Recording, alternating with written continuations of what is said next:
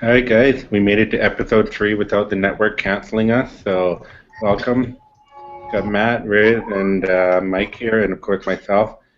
And so, one of the things we wanted to do on this episode was do a quick recap of what we talked about last week, which was we talked about Laravel CMSs and concerns about becoming lazy developers with great packages that are out there, Spark, a whole bunch of them. WordPress as a CMS or a CMS backend for Laravel. Um, so I know briefly before we went live, there were some discussions about that. Curious, like what were you guys? Let's recap what you guys were talking about for everybody here. The ones just now about package fragmentation in WordPress and CMSs in particular. Yeah, so we were talking about if CMSs are such a great thing, right? What happens if there are too many CMSs and then you start having individual little marketplaces and towns for each CMS? So WordPress has its own little framework and set of packages, and people selling those packages and selling those themes. And we have October, and then there's Ghost, and then there's Drupal, and then there's hundreds of them. What we're talking about, what happens if this starts to fragment the community and people don't have a way of jumping from framework to framework or CMS to CMS, and all of their code is only tied to a small little framework? So what if you had a WordPress website with 200 plugins, as we know people like to do, and you suddenly want to move? That causes insane fragmentation in the community because you don't really have a way of moving from one to the other, and then you have developers fighting over which framework has the best plugins, and generally making the community not a very happy place to be in. Wouldn't that be an analog to programming languages? It would. More and more programming languages are popping up. More and more frameworks for those programming languages are popping up, and the development community is getting more fragmented because of that too, in a way. Or you don't get fragmented, but you have to learn more and catch up and become more of a jack of all trades. It would, but I would argue it's also an avoidable problem. So with the CMSs then, I would say my thinking is that new ones are spinning up all the time because they're trying to address problems in other CMSs, and nobody has found the magic sauce yet for CMSs that works for everybody, because everybody's trying to address a certain situation. Oh, go ahead, Matt. It's also a major challenge that what I've seen anyway is you end up with a core group of maintainers of the different CMSs, and they kind of get, and I mean, it's kind of the way it is with all frameworks and everything, but they have a vision that is the way they expect their framework or their CMS to go, and they're not always the most open to different ideas or completely replacing entire chunks of things and stuff like that. So I mean, there's a certain amount of ego involved in it, I think, to a degree. So I mean, you're inevitably going to end up with little pop-ups of new component or new, iterations of things. So one of the things that when thinking about what you guys talked about, it also brings business to us. For example, the agency I work with, we're migrating a site from HubSpot to WordPress, and that was because HubSpot wasn't giving them the flexibility and customizability that they wanted. And that goes back to kind of what Matt said, where people have their set ideas on what a CMS should be, and this is their bubble. And then other people come along and they want more functionality, so we're going to switch over to WordPress. We're going to switch over to you name it. Keeps us in business because we're always switching back and forth between all of these different CMSs or providing our opinions on what is out there. So I agree that it'd be nice to have like a solution that everybody loves, but we'll never reach it. But we also make money from it in a way too. That's actually funny because just last week we were talking about how you would have these funny frameworks which would talk to WordPress through the database instead of through an API, and we were like, that's kind of crude. That's it feels a bit rough, but ultimately that is the true level of compatibility. If you have two CMSs talking to the same database, then technically you have full compatibility between the two because they can talk to each other. And you avoid all the quirks that are possible in the APIs that you don't like. Yeah. Yeah. Exactly. And the other thing too is with client expectations, if clients do want to migrate between CMSs for needs, then it should be expected to incur the cost. Their needs changed, so they're migrating, and maybe we don't need to make all CMSs compatible with each other. Just food for thought. Not saying that's the right way. Well, I also think that a lot of clients get a massive misconception when they look at languages versus frameworks and CMSs plus frameworks in relation to languages. They'll look at it and say, oh, well, it's PHP, so clearly if you can do one thing with PHP, you can do anything with it. And granted, there's a learning curve and you relatively can do anything with the language. It's just that, like, every single learning curve incurs massive time on it, right? So I mean, yeah, I just think that's more of a client misconception that often happens more than anything else.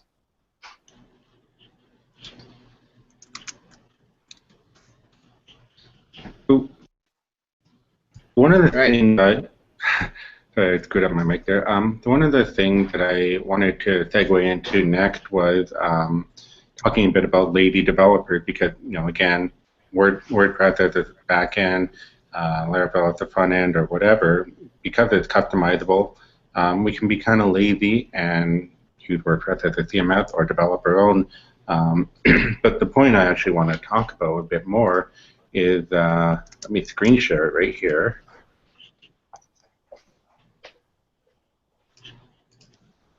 That tweet.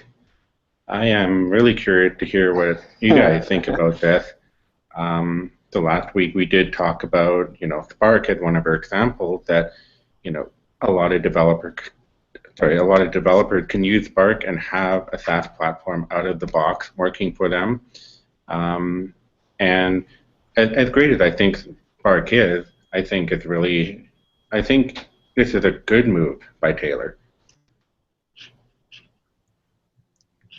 I agree. I'm not opposed to paying a one-time price for it. I think it's an excellent move. When I think about one of our LaraChat members, our Laravel users, Jack McDade, has Dynamic, and if I recall, the license fee, I believe it's $99 one-time fee. I've paid that for my own sites, and I think if I were to use Spark, I would be happy to pay for that price. Taylor and the team put in a lot of work, and I think there was another tweet he made talking about how much time he put in of his life he put into it. So I think it's really important that we recognize that even though it is open source free software, this is someone's time, and time is money, and he's putting that in. Right. And as a developer, I think the same thing. I'm willing to pay for it because I know how much work it takes as a developer to make something big like that. And if it saves me time, it's worth the money. Yeah, see, I'm totally on the same boat. I think it's totally fair to charge for the use case of that. Whether or not, I don't know if I necessarily am in total agreement that waiting building up all kinds of hype about it and then revealing that, by the way, it's going to cost money. I think that's a little kind of like, what? That's almost as bad as Mandrill's whole thing. But nice segue. I'm just saying. But I mean, I think it's totally reasonable to charge for it. No doubt there.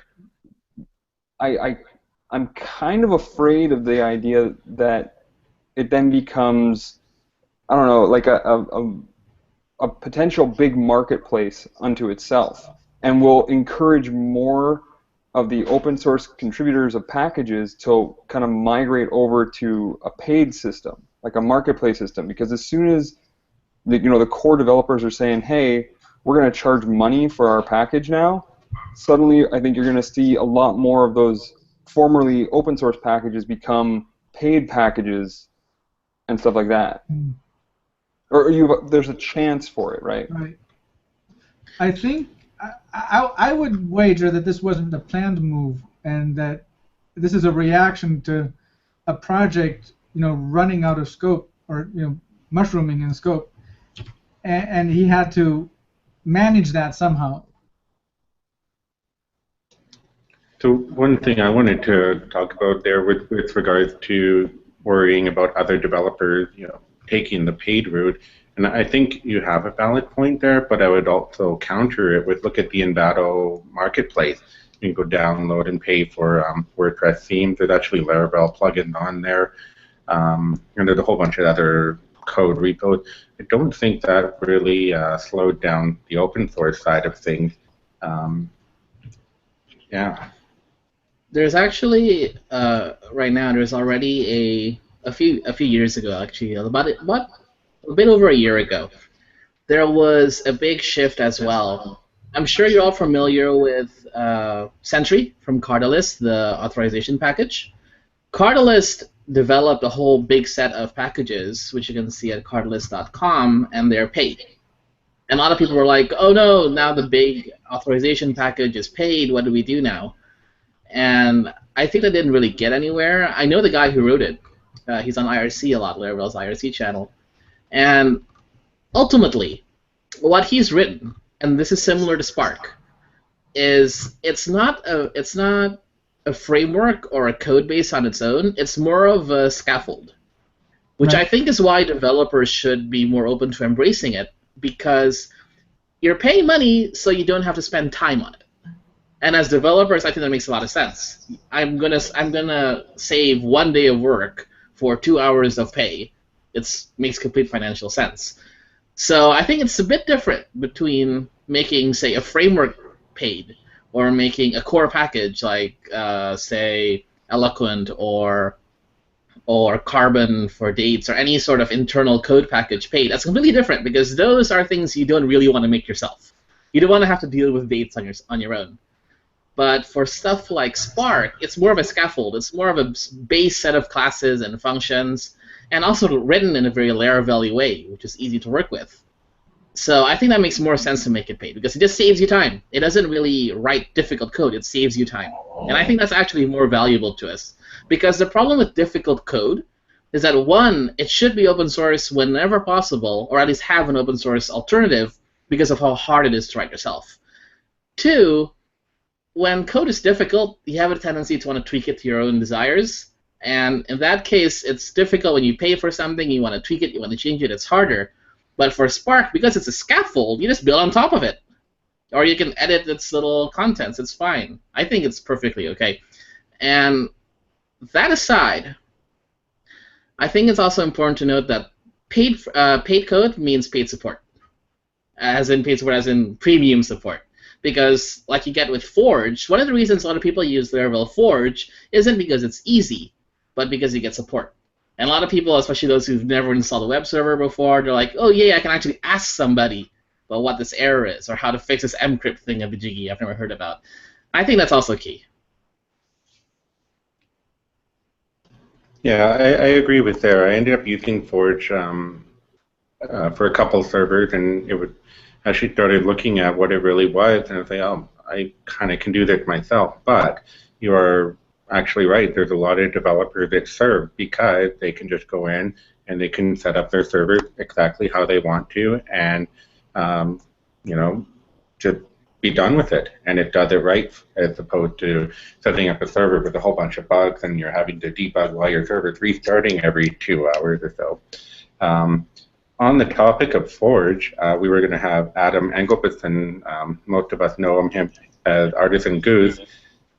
He did a screen share with me earlier today, and he's working on Forge right now, and he showed me an upcoming PR that he has on the Forge repo, and I think it's actually pretty cool with inline command, like, sorry, I'm forgetting the the correct description, but basically when you go to set up a server, it will show on your browser what is happening on the command line. So you'll see the command coming in real time. I thought that was going to be a really cool feature coming to Forge. And there were a couple other features that he was talking about, and I'm kind of excited to see what's going to be happening there, especially if we've got Adam, working on it. And Adam made a promise to come on to the next show. He had to be with his family today, so I'm going to definitely prod him a little bit to expand a bit on what he's going to be doing for the Forge product next show. But, a little sneak preview of what's to come, I guess. On the topic of Forge, Taylor was tweeting earlier this week that Let's Encrypt certificate issue on Forge, there are more and more issues coming in from users, and it's getting frustrating for him to maintain. So he was questioning if he should drop it at all. And then Eric Barnes and I kind of commented to him that, Forge provides the value in that it offloads all these tediums for us. It takes care of everything for us, and that's why we're happy to pay for it. And did I think I said that, didn't I? Let's Encrypt, yeah. So, and then he announced now that he's going to work on Let's Encrypt until it works right. And so I think I'm glad to hear that, because I have not had any issues with Let's Encrypt yet, and I know others have, but I don't know. For me, it's been great. One-click install, done. Yeah, and Adam mentioned to me that I think he was changing it from the Python script to a Bash script to generate the tokens. But one thing Rid mentioned that we should probably tell people what Let's Encrypt is. I mean, I think it's pretty obvious to a lot of us, but it might be a good idea for those who don't really know. So my suggestion is to go to let'sencrypt.org, and it's basically you can generate an SSL certificate for free, and not a wildcard certificate. And thank you to Mike. About 2 weeks ago, it was on my to-do list to be like, okay, I'm going to install SSL on my server. And Mike said, just do it. It's so easy, blah, blah, blah. And I was like, all right, fine. So I went and did it, and I don't know, 10 minutes, 15 minutes, and I was done. And I actually converted that, every single site I'm on, whether it be staging or production, I'm migrating them over, and it's blown away at how simple it is compared to some of the SSL certificates that I've had to set up in the past. From I'm forgetting the name of the company, but the documentation was awful, and it was not a pleasant experience. Where this one it actually was. So thank you, Mike, for that, and I hope a lot of other people out there actually take the time to actually look at it and see what it's all about. And there are also SEO benefits I've heard that Google's going to reward sites who have the SSL certificates installed. There's actually some people who are a bit skeptical about Let's Encrypt, so I think I could spend a second to talk about that. So a lot of people feel that free SSL certificates are a scam. Many of them are. It's important to understand that Let's Encrypt is not just providing these wildcard certificates. The reason we pay for most SSL certs is because the companies who are the trustworthy agents in how SSL works charge for it, because they're big corporations who need to keep their data safe. What Let's Encrypt does is a bunch of smaller, happier companies come together and say, let's make our own certificate authority and give it out for free. The ones where you pay charge a little bit for administration, because you have to send in some paperwork, they have to go over your site details, your credentials. Let's Encrypt does it all automatically, so it's actually very, very safe. It's not like, say, a Cloudflare's SSL certificate, something like that. It's actually a real SSL certificate. And yes, Google does give a flat-out SEO benefit for people who use HTTPS on their websites. And I don't care what people say nowadays, almost everything online should be encrypted over SSL. No matter how inane it is, unless you want people opening your site in a coffee shop and people snooping it, install it. Let's Encrypt is free. It's almost universally accepted.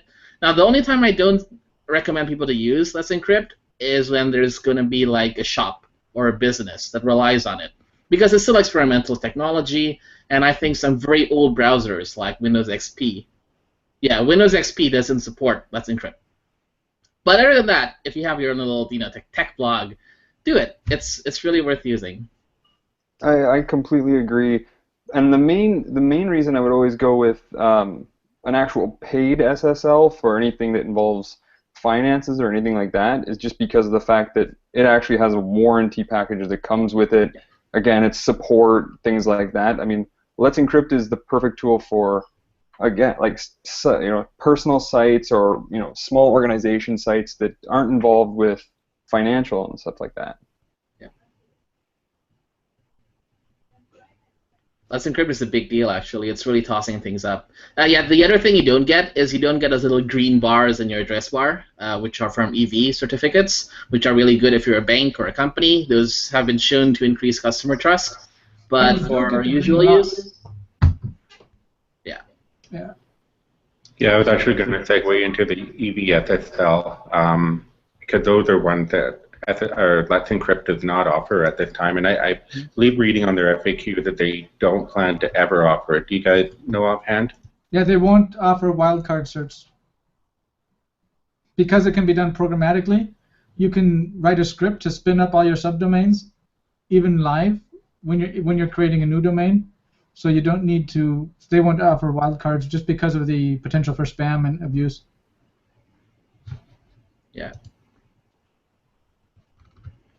So one of the other topics we wanted to talk about today, and I think Matt can talk a lot more about it because he uses the services and repository pattern in his LaraCog package that he uses, and I've actually had a chance to use that package, and I really like it.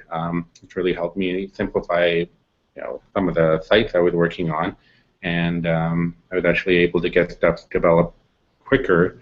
And in saying this, I'm kind of realizing that with our earlier discussion, I wonder if Matt's going to start charging for it. No, no, no. I would never. No, Yeah. But okay. So for those of anyone who doesn't know, LaraCogs is it's more or less like a little starter kit tool package for any Laravel app, and you can kind of get a quick build for logins and user management with admins and stuff like that within one command. And then it's got, more importantly, I think it's got a nice CRUD builder to it. So essentially, if you want to add a new management of books to your website or your app, you can just simply run that command, and now you can manage books. The way I structured it is it's using a service and a repository layer. So you have the model, repository, service, controller. At least was my idea or thought process. So I mean, and believe me, this was not all me. There was a handful of people who were more or less telling me the way I should do it. And I agreed with them because I liked the idea of having controllers that talk directly to a service and just dump out a view. The service's role is to manage all of its interconnection with other services as well as all the business logic, and then repositories are just simply a dump or an interaction with the model, but do all that little baby step stuff. So I mean, from updating and whatever else, I mean, they're very small methods usually. Now, a couple people have asked me about this on Slack and stuff, just saying, but they're identical at the beginning, or virtually identical, the service and the repository layer. And they will be because it's a first draft of the connection between those things, and what I would anticipate is that your service is going to get much more bulky and much more cluttered with all the logic and everything else, and your repository will be able to stay nice and clean and simple. And so you still have that simple point of interaction with your model. That was me and several other people's idea. And so one of the things that before I started using LaraCox, I also used the services and repository pattern and actually tried to sell Mike on it. And he basically told me that he didn't like the idea of the repositories. But I think he's using services. I don't really remember. But Mike, how come you didn't want to use the repository? So to me, Eloquent already is a repository. And it basically is the repository model in the models themselves. So I put all my data access into the model and anywhere into custom functions. Like I don't use a save function. I use like save by ID or something like that. And then I access only my models from outside to make to call persistence methods. And that keeps the code clean and readable because then you name your functions according to what they do. It's not just save, it's save with client, save by client. It has more context. And maintaining repositories separately from the models, I found you have to duplicate a bunch of code. With you have to recreate the read and write methods, and you have to make value objects to transfer between the Eloquent and the repository, and it gets kind of crazy sometimes.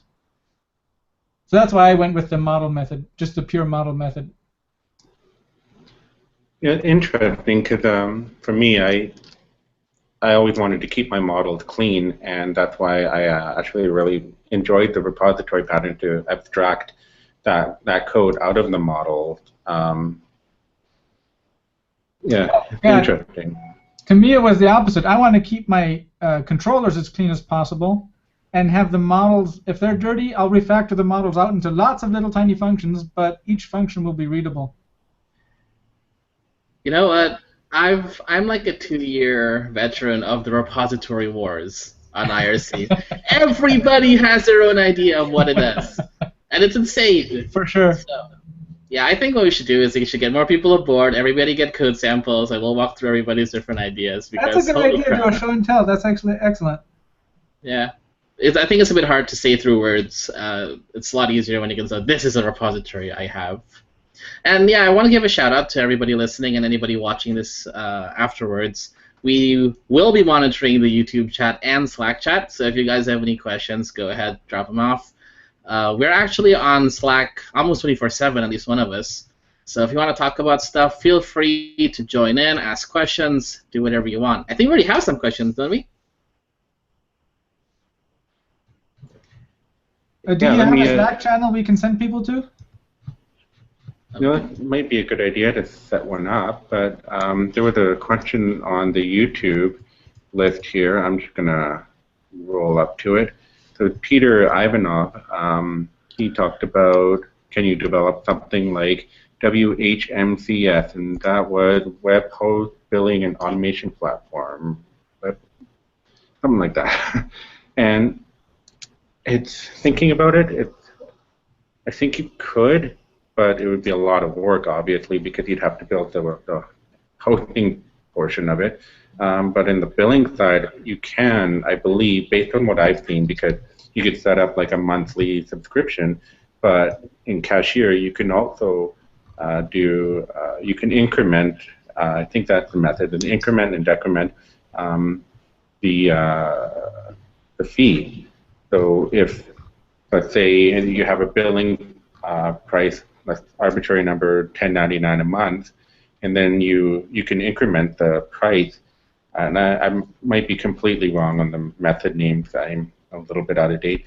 But what that will do is it will add to the cost. So if you have perhaps like you can only transfer X number of gigabytes, and then you wanted to charge $5 for every 10 gigabytes, whatever, you could use Cashier for that, and which is built into Spark, I believe. Wouldn't make sense not to have it in there. I think you could. Sorry. Go ahead. I started working on something just like that, not as a web host, but as a web developer, to where I can send my clients to pay their bills, where they can get their invoices, all that kind of stuff. So that was my thought there, too, to have a control panel for all my clients. That would make an excellent use case for Spark.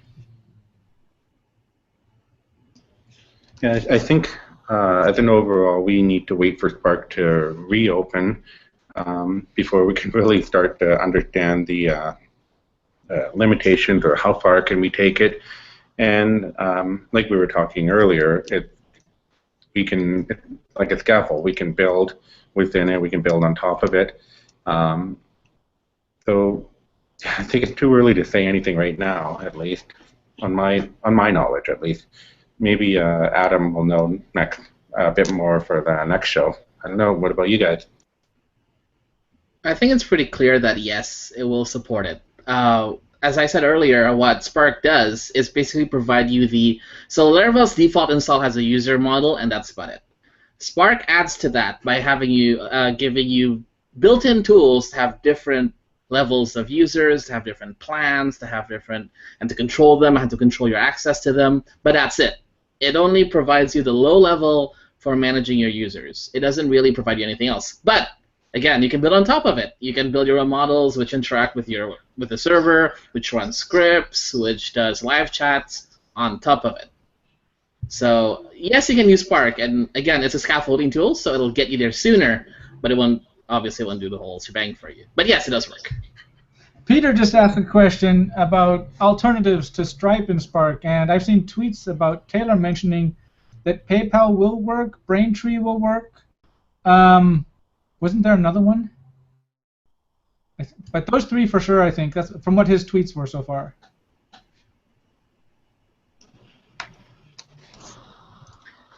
I believe, actually, you can also swap out the payment system entirely if, I'm pretty sure it will be like that. And if you want, there's actually this giant package called OmniPay. You can find it on GitHub. And it supports some 20-odd payment options. And I'm sure, yeah, you can probably add in OmniPay manually because I bet they'll have interfaces and there's going to be a way to import it. Don't see why not. Yeah, I don't think so, actually. I don't think OmniPay will work with it because OmniPay doesn't handle subscriptions. OmniPay is exclusively singular payments. So that means you'd have to have an internal mechanism to manage the recurring payments itself, which you could do, but that would be cumbersome and, security issues potentially anyway. We should point out to everybody that we're still not entirely sure what's going to be in Spark. Yeah, so don't take our word for it. Hear no evil, see no evil, speak no evil. But on another note, on the idea of making something similar to WHMCS with Spark or with any Laravel package for that matter, I mean, on a technicality, you could build anything with it. Whether or not you can navigate the API structures of what you want to integrate with, that's the most time-consuming component. And also the expensive part to make, yeah. I think you cut out there, at least for me. Did I? It should be okay from now. We want to move on to Mandrill. Big news of the week as well. Yeah, the most inflammatory topic of this week on Twitter for developers, I think. Okay, so short version, Mandrill is now reliant on a MailChimp subscription to make it work. So you can't just use it for free anymore. You gotta pay, I believe, and you still have to use MailChimp's basic features. So there's been this mass exodus. It's an upsell from the base MailChimp plan. You have to pay additional, right? Yes. It's now an add-on to MailChimp. Right, for a cost, not for free. For anybody listening and panicking, don't worry. I think you have 3 months to change or pay before they kick you out. I thought it was 1st of April or 4th of April, something like that. Is it? Yeah, April. Oh, wow. Yeah, there was like no notice. That was the biggest issue. Yeah. I think there's going to be a lot of people who have sites that are in for a surprise and having to call their developer who they may have fired angrily because the guy cost too much. And there could be a lot of panic calls in next month, so keep your phone ready. And one of the things for me, this actually doesn't affect me because I use a different service called Postmark app, postmarkapp.com, just that SMTP API. What are some of the other services that you guys use aside from Mandrill, if you do use them?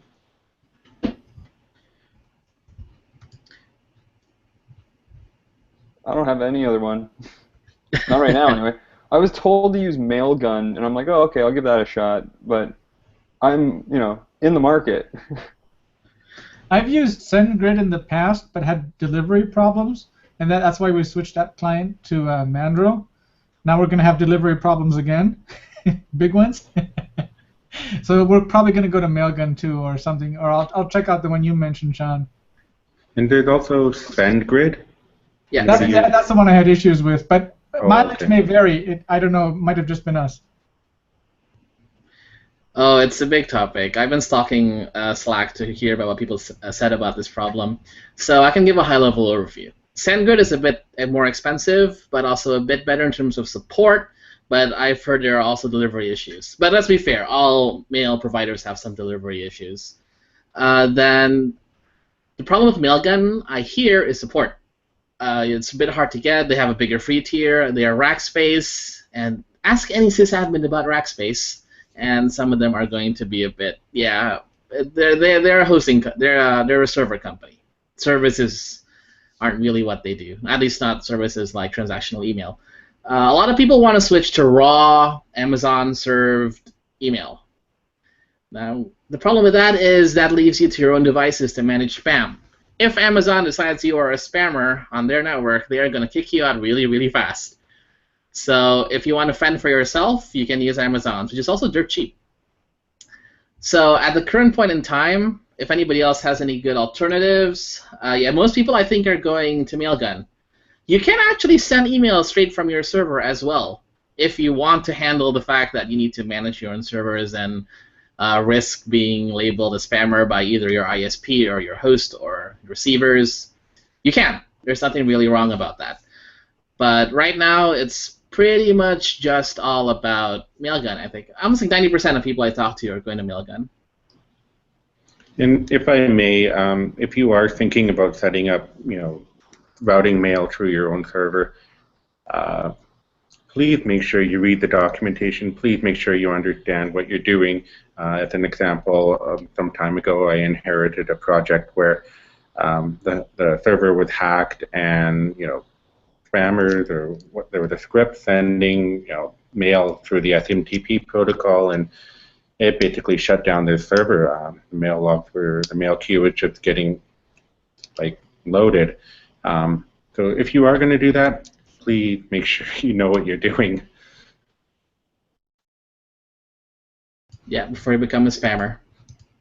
It's actually a big deal. A lot of websites are compromised, and I think that's why almost nobody recommends setting up your own mail server. It is a pain. If you get in trouble, it's an even bigger pain. So that's why stuff like Mailgun exists. Especially if you're doing it for a client that's a business, it'll damage their reputation if they get blacklisted, and you don't want to have that on your hands with clients. One last thing about Mandrill over here. What do you guys think motivated them to do this? Because you're losing a lot of nerd cred by doing this. A lot of startups and small companies are relying on Mandrill. Why do you guys think MailChimp did that? I'm sure it was a loss leader for them, or maybe just a straight up loss, because I don't see them converting many Mandrill users into MailChimp users.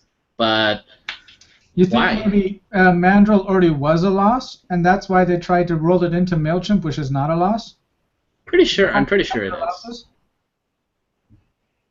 I'm gonna guess it is. I mean, because I don't see them making money off of people who are up converting, because not enough people would up convert. Yeah, and that was what you said there is thinking about Slack. We're on a free plan with over 8,000 users on LaraChat, and what was that number you said that was the supposed max number of users? 8,462. It's a very odd number, but there you have it. And we are at 8,222. The apocalypse is coming, guys. Yeah, ready. so if, I wonder what's going to happen. It's going to be an interesting day when we can't process any more signups and everybody that's in is in. But on that same note, I was talking to some other people. Um, they may not close it. I'm I'm hoping, and the reason why we think that is how many of us 4 people here. We all use Slack with the company we work with, correct? We all have a paid plan that we're working for or working with. So if we have to find a new product for LaraChat, if we all migrate to whatever the next app is, Gitter, probably. yeah, something like that. Let's say we migrate over there. How many of us are gonna? How am I trying to word it? Like I'm trying to think about the potential for. Let's say I move to Gitter, and then I really enjoy it. I move my company to Gitter. I move my other channel to Gitter, and I tell other people, hey, Gitter is awesome. Use it over Slack. Now Slack has just lost a whole bunch of business from developers who are using this for their companies, and thinking of 8,000 users in our chat, they start using something else, and so Slack is just risking us finding something better. And I wonder if that's scary to them. Maybe it's not even a problem. I don't know. But I think I'm putting a little bit of faith in that in that fact that they'll let us continue to grow. Um, if not, then I'm not sure what the next solution will be. We'll have to see, because last time this became news, it was the technical limit. They simply couldn't cope. If you go to Slack right now and open the user list, it'll lag for a few seconds while it's downloading 8,000 users. Most communities have moved to Gitter, which actually feature by feature is pretty close to Slack. Not as polished, I'm sure you'll find it, but feature-wise, yes. And I think Slack. So okay, let's look at how much does a Slack subscription cost? Because I'm pretty sure it's going to cost us somewhere like $40,000 a month. If It's about $10 a user. Okay, so $80,000 a month. Yep. Who's got that much in change? I don't. But yeah, I don't know if Slack really makes money off large groups. I think Slack's main consumer are like 10, 20 person groups, and that's where they make most of their money from. And an 8,000 person community is probably way over what they expected. So I don't know if they're really setting a fixed limit for people. Maybe they decided, okay, this community is too big, we'll stop them here.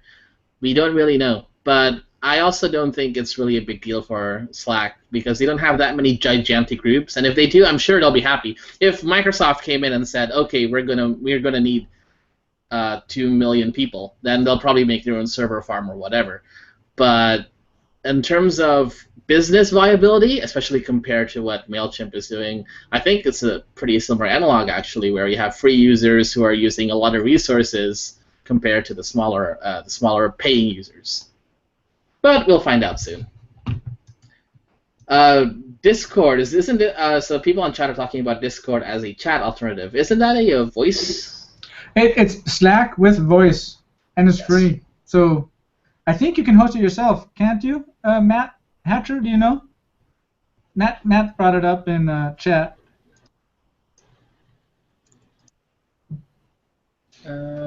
Also, one thing on the voice part, Slack announced that we're doing one-to-one phone calls or group phone calls, and I believe that we can enable this one-to-one phone calls on our chat for all the free members. So after this chat, I'm going to enable it, and then maybe everybody can start calling each other. Oh God, I just thought about that. What kind of drain is going to be on their server, and how fast they're going to be like, okay, get these guys out of here. Well, this is actually phase 1 for the Screen Hero integration. The audio calling. They're going to have video and screen sharing later. Oh, I hope that isn't paid because Screen Hero is a blessing. And Mike knows that all too well because I'm bugging him once a week and he's helping me out. Every single day. It's totally great.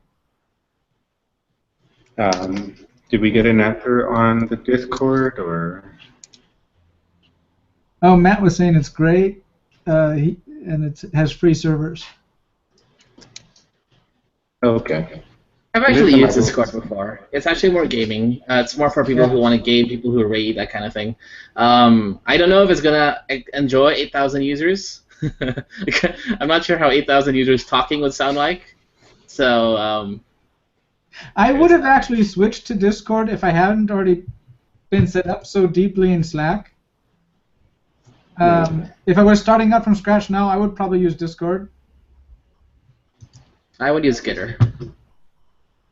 I'm undecided because, excuse me, I love the idea that I have a Slack app and I think I have 10 channels open right now.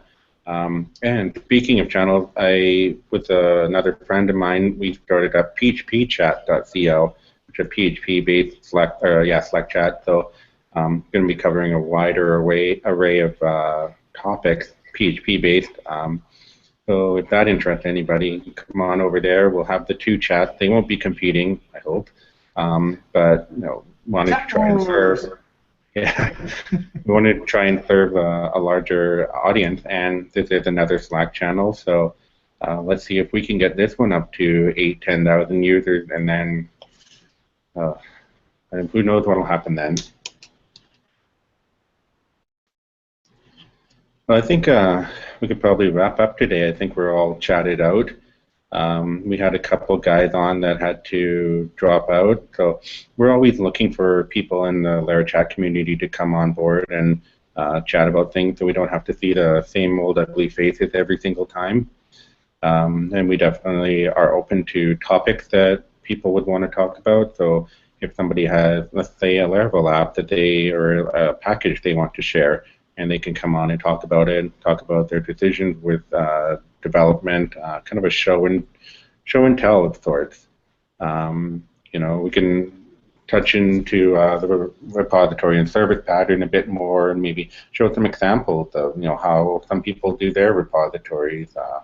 Because certainly for me, going back into the repository pattern, comparing mine to Matt's Laracop one, it's definitely different. So I definitely would like to, continue chatting about that and seeing what other people do and think. Any other topic you guys want to discuss? Maybe any show and tell items or whatnot on your plate? For next time, I think once we get more developers on board, and I think we should also get a wider range of developers, from the business guys all the way to the enterprisey guys, the startup guys. Everybody wants to hear about tools, both on Slack and YouTube chat. They want to hear about tools, so I think that is a big deal. Although I think most of us here can agree we use stuff like Homestead and basically all the standardized Laravel tools. Yes, we use Bower. We have tools based on JavaScript and NPM. But I think a big show and tell for the full flow of work. That is a big topic, and maybe next week. I don't know, guys. If we can get more people on board, we can have a little session about how everybody works. It'll be fun, and also very argumenty. Yes, I'm definitely all for that. I love to learn about what people are doing out in the wild. Like I said, I was doing services and repositories my own way based on how I thought, and I saw Matt's package, and I thought, oh, this is awesome. I'm going to start using this. Maybe someone out there can trump Matt and make him close down his package and cry in shame. I cry on a nightly basis, as it is. I've used, I don't know if you guys heard of this, StackShare. If you go to stackshare.io, you can kind of put together a profile of your tool stack that you use, and we can share those. That'd be cool. Is that for like individuals? I always thought it was. I put my company there. You can put your individual there. You can, whatever you want. So it has developer tools. It has server tools. It has platforms. You can put your whole stack. Oh, okay, because I know LaraChat is on there from way back when, but I didn't know we could do individuals. That's cool. So I guess what we'll do is we'll wrap it up for this show, and we'll definitely be watching the YouTube comments channel a bit closer. We completely forgot about that part. And another thing too that I want to ask about is we do this show bi-weekly, but I'm curious if people want to have it done weekly. we start getting more developers and more people interested, maybe we do it weekly. Throw up a few different topics. I'm open to hear what you guys think by that. And I think I'll open up a channel on LaraChat that's public for anybody who wants to join to talk about the show, to come on, to suggest topics. If you don't want to be on, you don't have to be. But it's open for LaraChat members. Anybody can come on, even if you're a newbie and you just want to, I don't know, talk about a few things. I'm not going to hold that against you. Well, maybe a little bit. If we have a lot of questions, if we have a lot of people asking questions, I think we should do it more often so we can get more. We can make the back and forth faster. So we don't have to wait 2 weeks to get your question answered. Excellent point. So with that, let's end it here. And actually, we went longer than the last 2 shows, so maybe this pattern will continue, and we'll have a 6-hour show after a year. Who knows where we'll be. So thank you, everybody, for watching, and the people who will be watching later when it's not live. And thank you, Matt, Mike, and Riz for coming on and being a part of this. And take care. And thanks for showing up in the chat channels. Excellent, guys. See you next week. See you guys.